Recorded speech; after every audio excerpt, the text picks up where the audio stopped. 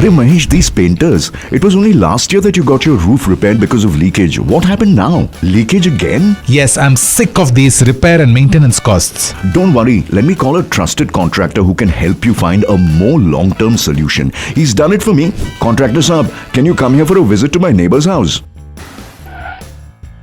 Leakage happens every year, even if I get it repaired. Sir, let us start with the most important part of the house, the roof. How would you want to waterproof it?